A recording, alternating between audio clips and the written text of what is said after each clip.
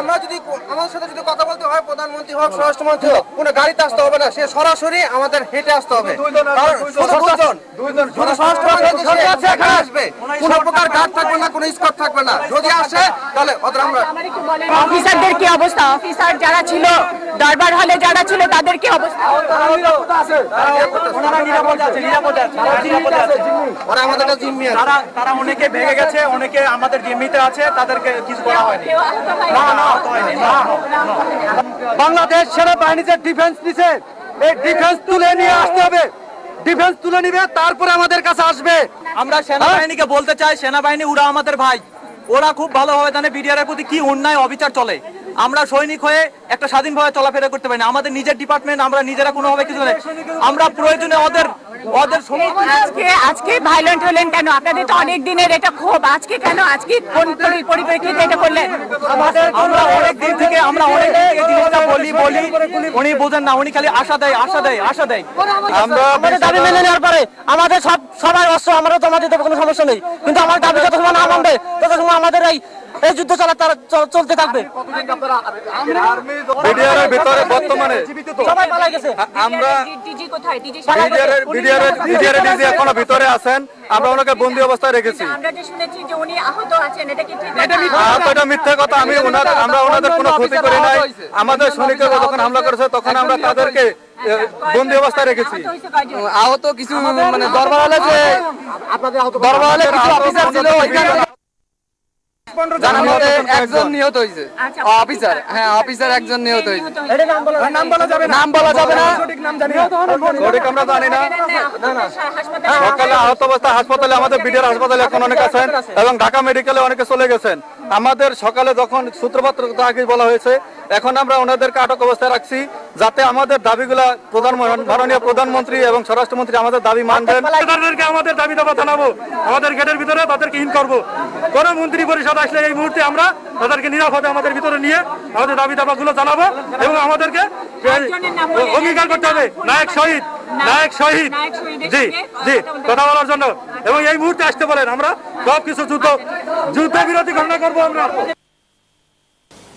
দেখছিলেন মুন্নি সাহার সঙ্গে বিশেষ এক পর্যায়ে বাইরে অবস্থানরত সদস্যরা সভায় উপস্থিত অফিসারদের দরবার হলে ঘিরে ফেলে এবং গোলাগুলি শুরু করে। এই ঘটনায় আমজাদ আলী নামে এক রিকশা চালক মারা গেছেন। বিডিআরের সদর দপ্তরের বাইরে গুলিতে আহত হয়েছে ঢাকা বিশ্ববিদ্যালয়ের ছাত্রী কামরুন নাহার, গার্মেন্টস শ্রমিক মনির, চা বিক্রেতা আক্তার, নিউ মার্কেট এলাকার দোকানদার জহির এবং ব্যবসায়ী রানা। নীলক্ষেতের এক বইয়ের দোকানের কর্মচারী মাসুদ ও কয়েদি মিল্টন। তাদেরকে ঢাকা মেডিকেল কলেজ হাসপাতালে ভর্তি করা হয়েছে। ঢাকা সেনানিবাস থেকে সেনা সদস্যরা এবং র্যাব সদস্যরা ইতিমধ্যেই ঘটনাস্থলে পৌঁছেছেন। আকাশে হেলিকপ্টার টহল চলছে, তারা পরিস্থিতি নিয়ন্ত্রণে আনার চেষ্টা করছেন। ওই এলাকার আশপাশের রাস্তায় সকল ধরনের যানবাহন চলাচল বন্ধ রয়েছে। বন্ধ করে দেওয়া হয়েছে দোকানপাট এবং শিক্ষা প্রতিষ্ঠান। পিলখানা, নিউ মার্কেট, ধানমন্ডি, জিগাতলা এলাকায় থমথমে অবস্থা বিরাজ করছে।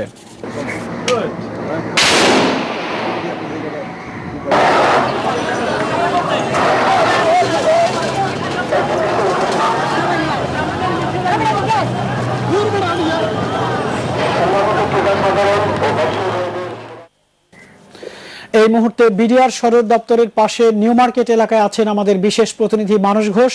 আমরা এখন তার সাথে কথা বলছি। মানস, নতুন কোনো তথ্য আছে কি আপনার কাছে?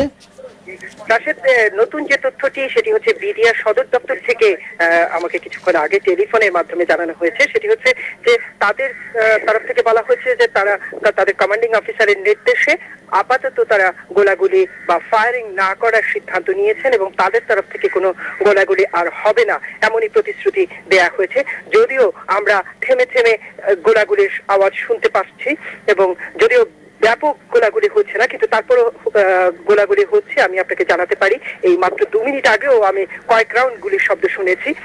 আমরা আমাদের তরফ থেকে বলার কিছু নেই, কারণ আমরা নিশ্চিত হতে পারছি না যে এটি কোন পক্ষ থেকে এই গুলিগুলা ছোড়া হচ্ছে।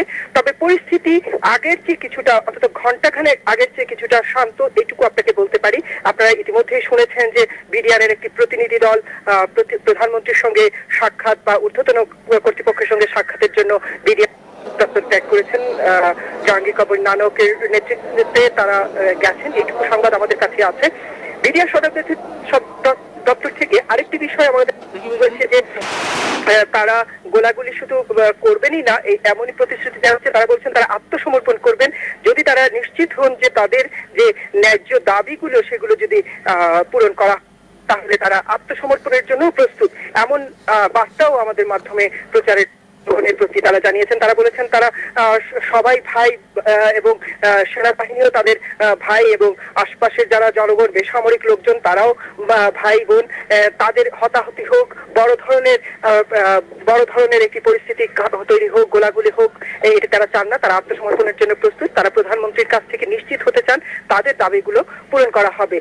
এই মুহূর্তে আমরা বিডিআর এর 3 নম্বর গেটের খুব কাছাকাছি আছি। এই যে ভবনটি পুড়ে গিয়েছিল, আমরা কিছুক্ষণ আগে নিশ্চিত হয়েছি যে এই ভবনটি ছিল অস্ত্রাগার, এবং আপনি নিশ্চয়ই এখন গুলির শব্দ শুনতে পাচ্ছেন রাশেদ। অস্ত্রাগারের কথা আমরা বলেছিলাম যে এই অস্ত্রাগারের একটি অংশ পুড়ে গেছে, এমন খবরই আমাদেরকে বিডিআর এর নিশ্চিত করেছে। ভিতরে হতাহত কেমন হয়েছে এমন একটি প্রশ্ন ছিল আমার, যে বার্তা আমার কাছে পৌঁছেছিলেন দপ্তর থেকে তাদের কাছে। এই ব্যাপারে তারা মুখ খোলেননি, শুধু তারা এইটুকু বলেছেন তাদের প্রতিটি সদস্যের হাতে অস্ত্র আছে, গ্রেনেড আছে, এবং তারা যে কোনো ধরনের আত্মত্যাগের জন্য, তাদের বাহিনীর স্বার্থে আত্মত্যাগের জন্য তারা প্রস্তুত। এবং শুধু সদর দপ্তর নয়, তারা এমন তথ্য জানিয়েছেন যে তারা সারা বাংলাদেশে যেখানে অবস্থান করছেন বিডিআর সদস্যরা, তাদেরকেও সতর্ক অবস্থানে তারা রেখেছেন। তারা চান না যে এরকম একটা পরিস্থিতি অশান্তভাবে কেউ মোকাবেলা করুক, শান্তিপূর্ণভাবে সমস্যার সমাধান হোক, এমনটাই চান। পরিস্থিতি কিছুটা শান্ত, তবে গোলাগুলি অব্যাহত আছে। রাশেদ, মানুষ, আপনাকে অনেক ধন্যবাদ। প্রিয় দর্শক, সংবাদ এখনকার মতো শেষ।